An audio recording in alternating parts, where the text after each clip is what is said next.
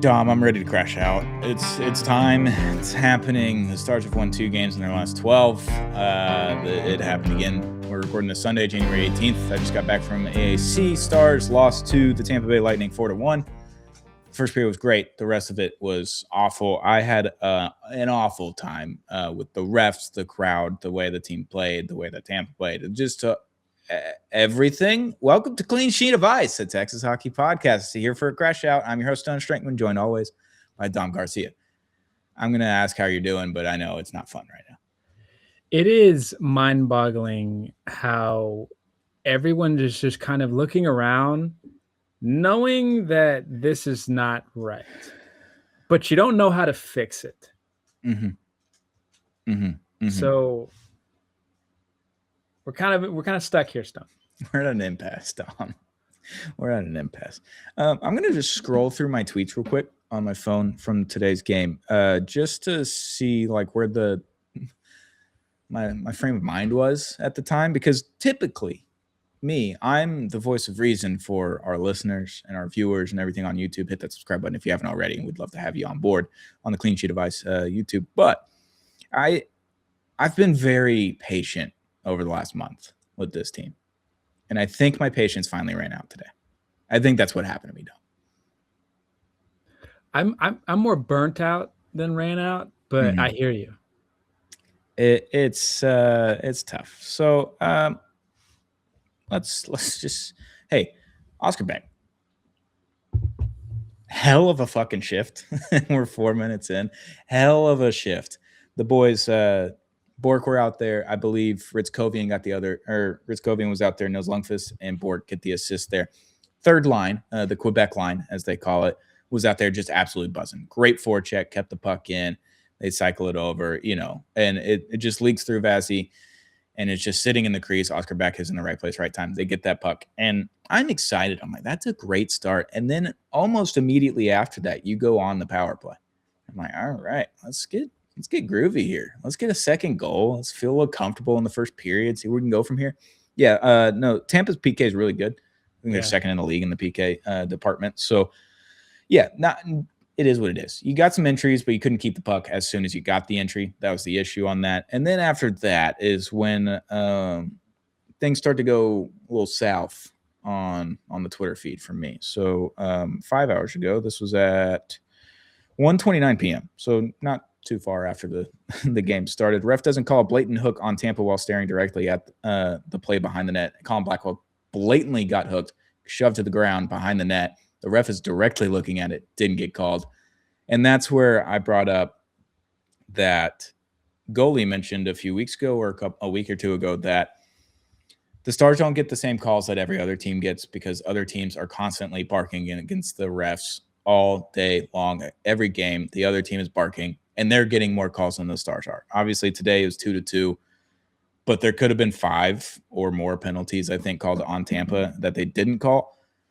And that's where the frustration started, was that hooking call that wasn't hooked or wasn't called on Blackie there. And that's where my frustration really started, is like, we're not getting calls, and then no one's yelling about it. No one is yelling about it. They're just letting it go. Yeah, no. And it also seems like there's no plan with the puck on our sticks. Like, whether it be in the defensive zone, unfortunately, or in the neutral zone specifically, we're not turning the puck over, but we're not giving ourselves a good chance to have control for an offensive rush. And like I said, like, the turnovers aren't there, but it's just you're playing, you're playing a puck battle every single minute of a shift, and it's just not something that leads to success. Yeah, and then what I mentioned with the players on the opposing bench barking at the refs the whole time, I said that the crowd needs to do better at that too. They're just not reacting. Either they're not intently watching, or they're not reacting to something that should be a call or isn't a call. It happened like in the third period for the first time all game, when something happened and it wasn't called when it should have been called. And you heard a few boos. You heard, oh, what the, and like all that kind of stuff. I think the crowd's got to be more in it. You could hear a pin drop in the third period, and it just started the third period. Yeah. It's 3-1, and you couldn't hear any. Like, I could hear someone eating popcorn in the 200 level from the press box. Yeah, and that's kind of an overlining theme of this kind of dry spell that the Dallas Stars are in. Outside of our first line, I know Oscar Beck did have that goal, and I was appreciative of that great play that he Yeah, made. it was awesome. Outside of our first line, it's a non-threat offensively for the Stars right now. Like, no team is afraid when our second and third line are out there for high danger chances because they just don't come a lot. Really, we're playing our best chances, our only chances to score are when Miko's got the puck on his stick. Like that's just the reality of the past couple of games right now. And Mikko, this is another one. I said Mikko has laser eyes. What the fuck was that pass? Immediately after that play where Mikko is in the right corner just past the blue line in the offensive zone, he sends a puck through every single Lightning defender over to Sam Steele, and it's just slightly out of reach for Sam. He's only able to get one hand on his stick, and he does tip it. He gets a tip on it. He did everything he could, and I'm going to call that a grade A chance because we didn't have a lot against Vasi, and Vasi's really good.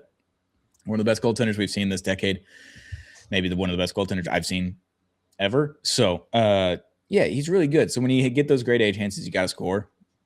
Immediately, Tampa rushes down the other end of the ice, and they get a goal out of that. And I said, tough break here for the Stars. Same story over the last few weeks of not being able to finish the grade A chances, and the other team does. Yeah. That's all it comes down to is that the Stars aren't scoring enough goals because they're not converting on their grade A chances or their grade A plus chances. Like, they haven't scored a lot of goals recently. They've been scoring 3 goals here and there, and obviously a 4 against the Caps. You get 3 against the Kings, and you get wins there, but they weren't particularly great games. They weren't like sharpshooters. You didn't have like top shelf, gross handles, all that kind of stuff into it. Like, they're just kind of greasy goals, gross goals, tips, and those are all great. They all count the same, but you need to score in different ways, 5-on-5, and they're not doing it right now. No, they aren't. And the kind of backpedaling and just kind of playing these close games has been rough to watch because I know when the Dallas Stars are aggressive, I know when Rupe is flying down that ice, we can be a problem for other teams. I know when Wyatt Johnston gets to that center spot. Hell, when Matt Duchene gets to that certain spot, like, he can do some damage. And we're not even getting to that point yet. So, like, it's just now. I would say that in all this was this afternoon, a 1 p.m. puck drop. Like, it was a pretty tough ask to try and beat Tampa in that spot. And they are absolutely a wagon on a heater right now. But just as that second period goes, and you were there, so you could tell me, like, it just felt like as close as that game was, we really weren't in it. Yeah, they're not a good second period team right now. And they haven't really been a good second period team all year. We'll talk about what goalie said after the game. I quote tweeted that. So then they have a power play after that second goal, right? For the Tampa Bay Lightning in the second period, they get another power play. And they have ozone pressure the entire time. I think the puck only gets cleared once or twice, right at the beginning and then right in the middle, around 53 seconds left in the power play. They get it back, and they keep cycling and cycling and cycling and cycling. And the most Texan man in the most Texan accent I have ever heard in my entire life said, "Shoot the damn puck," over and over and over on the power play. After they got the first part of that power play, the first 15 seconds or whatever, they were getting crazy pressure. They're up on Vasi. He gets a couple saves off the blocker. It's a bunch of scrums in the middle. It's a hell of a job by the Stars. I can't believe they didn't score then. I can't believe they couldn't find the puck. That was tough. And then after that, it gets out of the zone, and then they get back into it, cycle it around, and they just cycled forever. And there was no shots on goal after that. And that guy was saying, "Shoot the damn puck," in the most Texan accent I've ever heard, and an incredibly deep voice. Very funny. I was laughing because I was like, that's a hell of a voice right there. You need to get into like voice acting or something. That's crazy. But yeah, he's right. Shoot the damn puck. They just didn't shoot it the last minute. The last 53 seconds, once they get it back into the zone, they just didn't shoot the puck on the power play. And that was another frustration.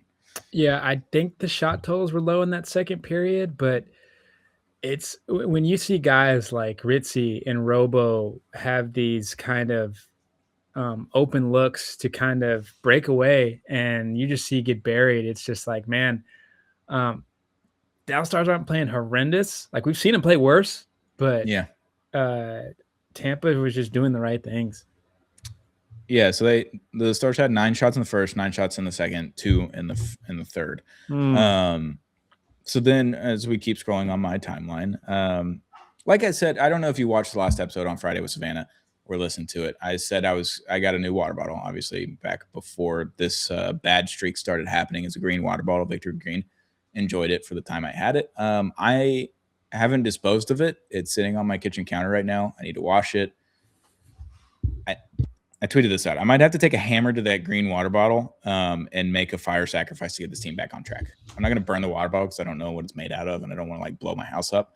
But I'm going to burn some Stars shit. I've got you remember the AI playoffs theme that they had a couple years ago, 2023?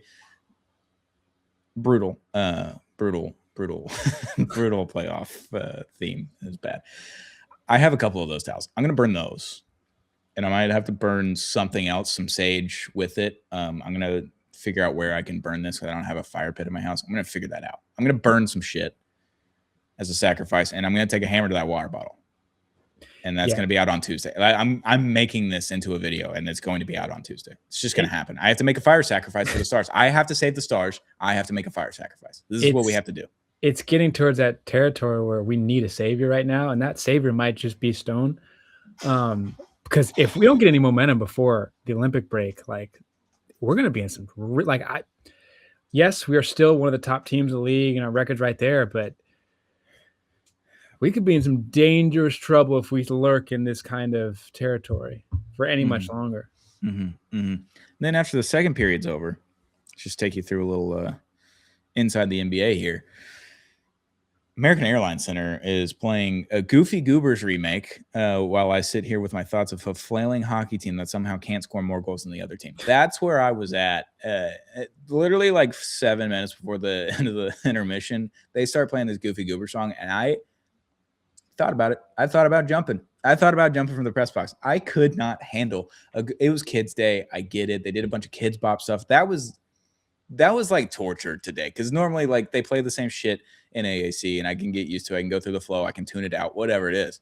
But today it was all Kids Bop stuff. And then they played this Goofy Goober song. And it was like an insane asylum. Like they were going to have to put me in a straitjacket before that third period. I almost lost it. It was bad. It was really bad, dude. I mean, brother, we're both in our own hell right now because I had to watch that. And the team that I am employed by, that was tough. Just completely showed their hand in that they are not ready to play at the moment. And there's just nothing you can do. Like, I think after the game, seeing the videos from all the Dallas media, I think the players are really starting to feel it, and that like they know that they're making good plays here and there, so they know it's just not a complete dumpster fire. They just don't know how to turn it around. And I think I saw Miro Heiskanen at one point just kind of put his head down and just be like, I don't know what I have to do because I'm still making good decisions on the ice. Like, I just don't know. It's just not working my way. And it's just frustrating to watch and see. Yeah. And like I said, there was only 2 shots on goal in the third period. I tweeted out, I don't remember when the last Star shot on goal was, and there's 9 minutes left in the game. I genuinely don't remember when the first 2 shots came in the third period. I have no idea when those shots happened. And that just simply cannot happen. When I tweet that out with 9 minutes left in the game, where it's still 3-1, where 9 minutes. Last year, we saw this team that was down 2-0 in the third period in Game 7 against Colorado Avalanche. We watched one guy just take over and score 2 goals. And then they get a power play, and Wyatt Johnston scores the next goal. And then Mikko Rantanen scored another one because fucking why not? You know?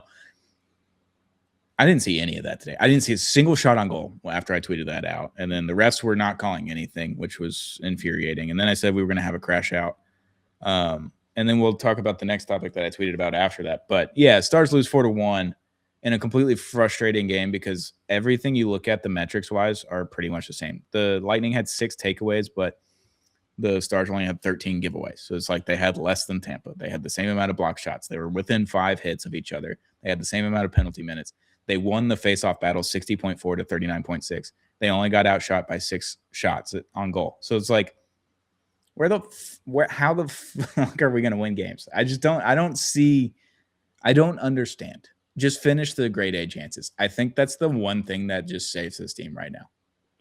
This bad spell has felt like, I remember last year, every regular season Winnipeg game we would play, it's like we were right there with them. Like, we're making good plays, and then Winnipeg would find somewhere in the game to be the difference maker, and it would just happen every time. And like, that's what these games have felt like, in that they're not. I think there's been two ugly, ugly, ugly games where you're just like, I might turn this game off. But It's other the than that, Canes game and the Columbus game early in the season, right? other than that, like, we've been right there step for step, and just these chances aren't falling in right now. And you can't say that forever, but you can look at the games and say that right now. You just kind of hope it stops. This team lost 7 games in a row to end the last regular season, and I didn't feel like this. Yeah, I could not have put it any better. But it's also like that team lost 7 games in a row at the end of the regular season. So everyone talking about goalie and calling for his head and everything. I mean, look in the mirror, guys. DeBoer did the same thing at the end of the regular season. It's not like a point of time where you can have a losing spell. We're still in January. And here's Mr. Optimism. He's back. We're so back. We're just going to turn it around on Tuesday. We're just going to beat Boston. We're going to win 4 in a row, and it's going to be fine. Like, everything's going to be fine. I'm going to be fine. Dom, I'm going to be fine. You know what else would make everything fine? If you hit the subscribe button. Hit the subscribe button if you want more crash outs or less crash outs. You want happy moments from Clean Sheet Advice on YouTube. We'd love to have you around. Hit that subscribe button because we're going to give away this Mikko Rantanen bobblehead, if it'll focus. There we go. We got the Moose. We got 96 Rantanen. Mikko Rantanen bobblehead, and we're going to throw in a Mikko's Apple Orchard shirt whenever those release. I'm going to throw that in there with the bobblehead itself when we hit 250 subscribers on our YouTube at Clean Sheet Advice. If you listen to us on audio platforms, that's awesome. I love that you've done that and you subscribe there. Go ahead and just hit it on YouTube. You don't have to watch us there. Just hit the subscribe button so we can give away that Rantanen bobblehead. We'd love to give that away to everyone. All right, Dom, next piece of news. We've got trade season. It's officially open. Like, for real open. I know there's been little trades here and there. The Vegas Golden Knights have traded for Rasmus Andersson, which everyone has and their mother has linked to the Dallas Stars over the last 3-4 seasons. Vegas gives up Zach Whitecloud. Same age D-man. It is what it is. Vegas first-round pick, top 10 protected in 2027, and a 2028 Vegas conditional second-round pick, which can be a first if they win the cup. I guess I don't know if they have to win. I guess they have to win the cup with Rasmus on the team, and then rights to Abram, Wybe, whatever, another D-man that's a prospect. So, like, that's a lot at 50% retention on Rasmus Andersson, who's only making 4.5. So it's not like a big cap hit there, but 50% retention, basically a first-round pick, a second-round pick, and an NHL D-man and a prospect D-man. Like, that's a lot to give up for a rental, a UFA that does not have another extension on top of him. Yeah, and I think that is kind of the capital that I would have expected, but you don't want your team to pay that kind of capital. I think he was linked for Dallas forever because his camp was saying Dallas would be an awesome spot to land in. Obviously, great team, salary wise, and he can go chase up. He's going to get a bag this offseason. Sure. But 29. Yeah, absolutely. And he would have fit well on this roster. Sure. But the assets that, Jim Nill has to play with right now, you're looking at like a Mikael Granlund type of trade, a Cody Ceci type of trade. There's no way. I don't think this works out well for Vegas, just where they're at right now. And Rasmus Andersson is a fantastic player, but that's too much for if I'm looking at it from a Stars lens, that's just way too much. We're not doing that. Yeah. Yeah, because you're trading, in that sense, you're basically trading Lyubushkin, which if you're getting Anderson and you're trading Lyubushkin in a year of Lyubushkin extra, that's fine. Like, I'm cool with that. But then a first-round pick, which you already just traded 3 of last year, a second-round pick, which you traded 2 of last year, and another prospect where you don't have a lot of prospects right now, and then you're trading more picks. From a Stars perspective, you don't do that. That's just not good asset management. And Jim Nill's not going to do something that's not good asset management. Yeah. At the end of the day. I did get a tweet because I quote tweeted that the breakdown of the overpay is what I called it. And Matt _ Kurowski. I don't know how to pronounce your name, so sorry about that. Matt on Twitter said, if the Rangers are clearing house right now, do you think Nill could pry Fox away from them?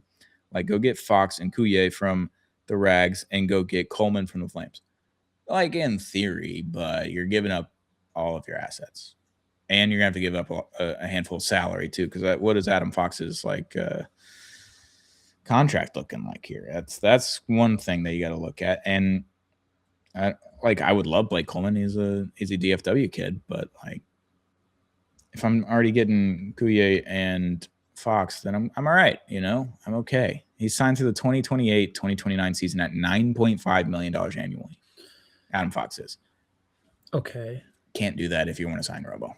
No. Unless they're retaining half, and then you're trading Lyubushkin plus someone that makes another. Like, are you trading Duchesne in that for another 4.5? Like, that's what you're looking at if you have to do that, and you're not going to trade 2 NHLers to get one. Yeah, and that a scenario like this, you kind of have to question what is the outlook of the future of this team. And I've never bought this notion. I've seen people like kick the tires on this, that it's now or never for the Dallas Stars. Like, they've been to the Western Conference Finals 3 times. I hear you, and I understand how you come to that take. But you look at the guys under contract with this team, they're going to be here for a while. Like, it's not like the Houston Rockets, where once Katie's out the door, you're done as a legit championship contender. That's not the case with the Stars. Like, they have so many guys, Wyatt Johnston, like there's so many guys that you can win a cup with and have a good chance at, because you never know in the Stanley Cup playoffs. I still think Robo gets that contract, but that's neither here nor there. I would love to add more depth to this team, but I'm not going to sell my entire soul just to get one shot at a cup, when I know the guys on our team, we have 3-4 shots at a cup. Yeah, you've got everyone through 2030. Yeah. Essentially. Like, I know Jamie and Seguin and a handful of other guys that, like Lyubushkin and Nils and whatever. Like, Jamie and Seguin are the ones that you kind of look at and are like, that's part of our core of our team, because that's a captain and assistant captain. The core, the longtime core of this team. Like, sure. Seguin, his contract's going to be up after next season at $9.8 million. So, like, he's going to come back, but it's going to be a lesser amount. I don't know if he's going to take $1 million like Jamie did, but he's going to take much less. All right. Jamie's going to come back for whatever he can, as long as he wants to play. That's fine. All right. After next season, if you get Robo's contract done, you've got a lot of money to play with, and you've got pretty much everyone under contract through 2030 already. Yeah. That is when you go take a swing in the summer of 2027, or in the spring of 2027 with the big contract or whatever, that you get to an extension, just like you did with Mikko with a potential UFA. You make the big swing, you get the contract done on trade deadline day. You could see that happening again in 2027, or in the summer of 2027, you can sign somebody. Like, that's when you take another big swing. You don't have to take a swing right now. This team's really good. And at the end of the day, this slump is going to be forgotten by the time we get to April. Like, first round's going to come around, and we're going to have to play the Minnesota Wild, and we're not even going to think about January. It's not even going to matter what happened in January and the end of December. It's just not. Yeah, and that's I love how you point out the Minnesota Wild. That's an organization where they have to lay out the red carpet and just bring up the Brinks truck to get a player to go to their team. I think when Mikko got traded to Dallas, it sent a shockwave that the entire league, if they got the chance, would love to play in Dallas. Like, Dallas, they get everybody they want. They don't have to give out a Kaprizov contract to do it, or have to trade like the Quinn Hughes deal. But I think this core is there. Thomas Harley, I need to get a Harley jersey, because he's going to be here forever. Like, he looked good today. Yeah, he did. And so no, I can see Jim Nill doing his thing. It'll probably frustrate a few Stars fans that his thing won't be right now. Yeah, he's going to do something at the deadline, or maybe before. It's like, obviously, as fans, we're seeing this losing streak, and we're seeing all these losses in the last 12 games, and we're just looking at it like, they need to make a trade. And I'm like, while I'm right there with you guys, as a fan, I am blogging on to NHL 26, and I am making whatever trade I can to make this team better.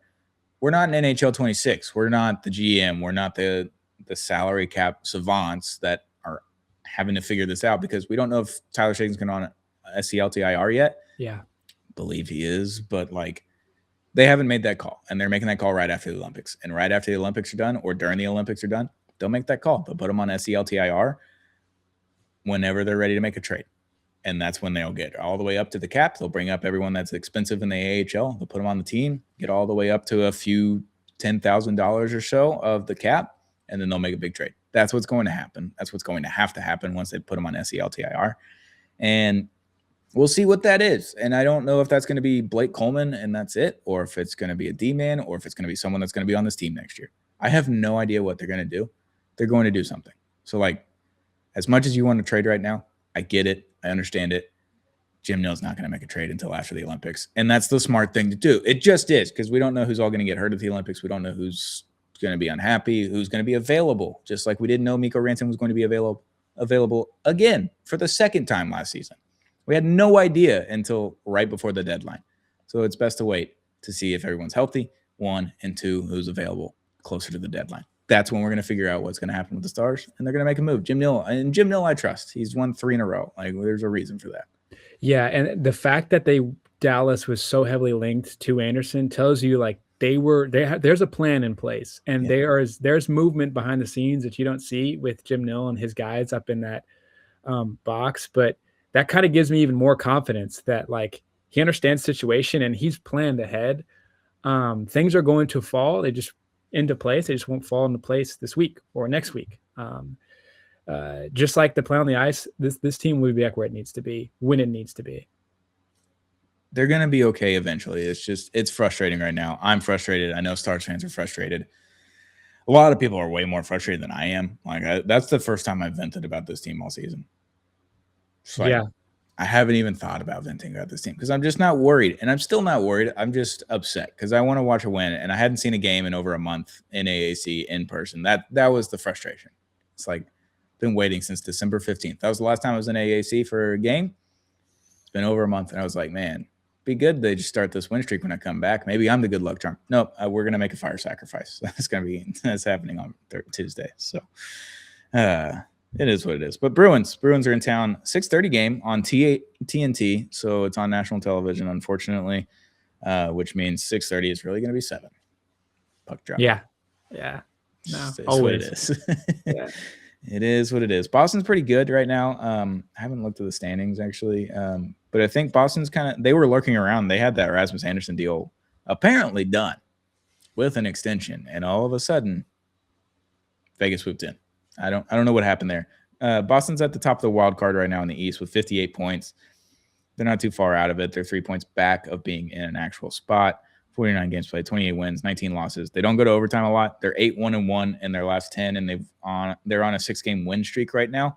So Boston, yet another team. It's like we're only playing teams that are hot. Have you noticed that?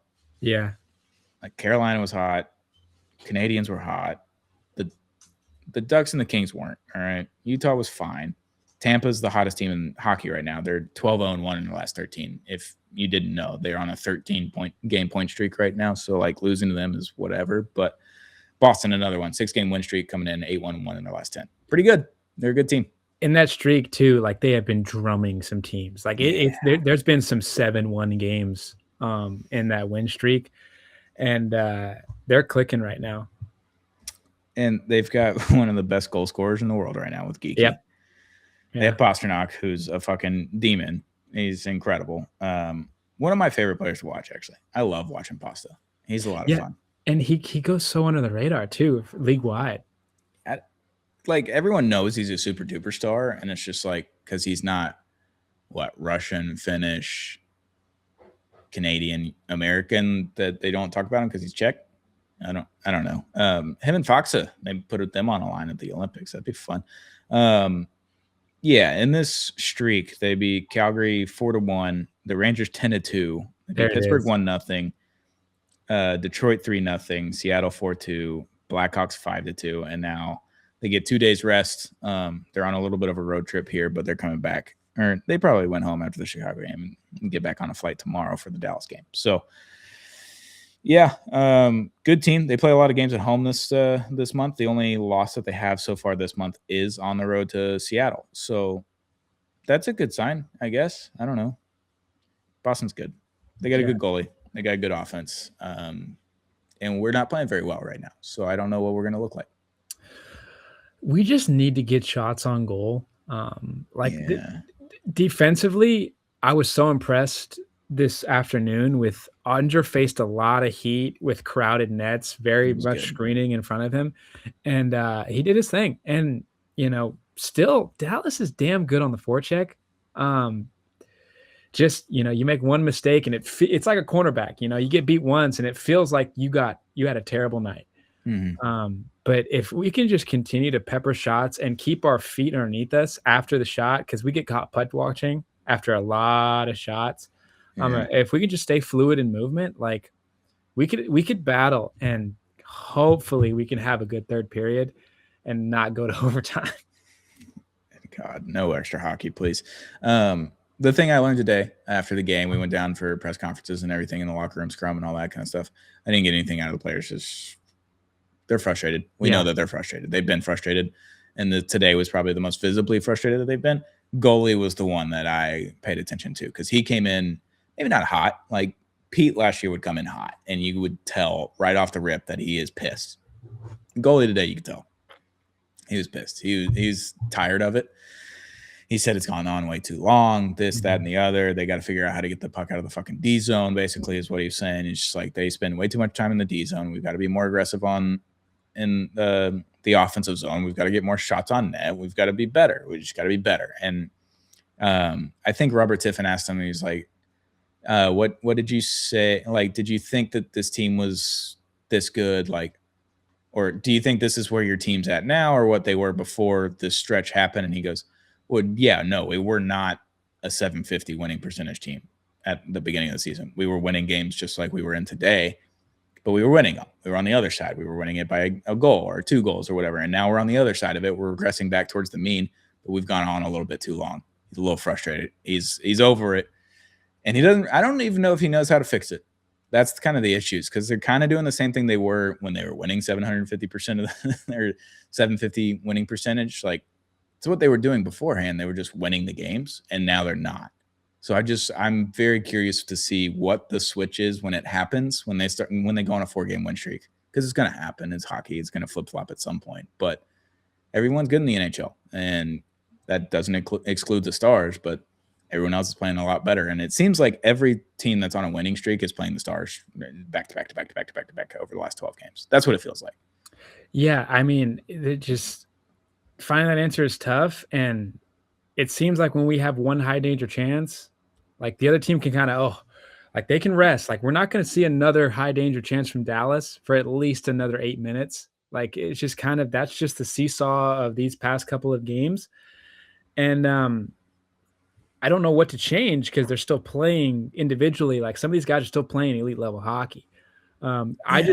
My big thing is I think this break will there's not a single team that can benefit more from this Olympic break than the Dallas Stars.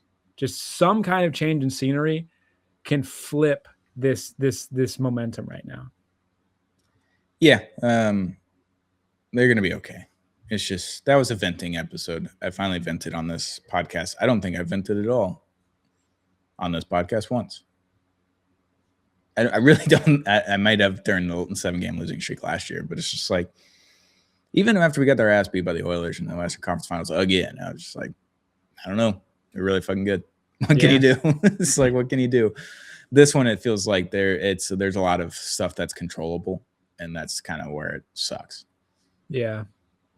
But what can you do? We'll be back on Wednesday with another episode of Clean Sheet Advice. Make sure you hit that subscribe button on our YouTube at Clean Sheet Advice. We're going to give away that Mikko Rantanen bobblehead that I showed earlier with the Mikko's Apple Orchard shirt. Once those release, we're going to pair those up together at 250 subscribers to one lucky winner. Hit that subscribe button on audio platforms like Apple and Spotify. We've got video on Spotify as well. Love to hear any comments. Just leave what you're going to burn. What would you sacrifice in the fire on Tuesday that I'm going to create and film and put out on social media at some point during the day? What would you sacrifice for Stars winning streak to flip on its head right now? That's what I want to know. We need Ben from Stars Countdown to contribute to this. Yeah. I wonder what he said something in the group chat. Yeah. We need Stars Countdown to give something. We need every Stars fan. You're going to theoretically throw something in the fire on Tuesday, and then we'll all be there in spirit. I am going to actually burn some sort of Stars merch. It's going to be those play AI off Towels the AI off. I don't even know how you say it, playoffs with AI in it. Dumbest thing I've ever seen in my life. I was so angry about that. Still angry about it years later. It's almost been 3 years. How crazy is that? All right, that'll do it. Clean Sheet Advice. Hit that subscribe button. We'll be back very, very soon on Wednesday with another episode of Clean Sheet Advice, Texas Hockey Podcast.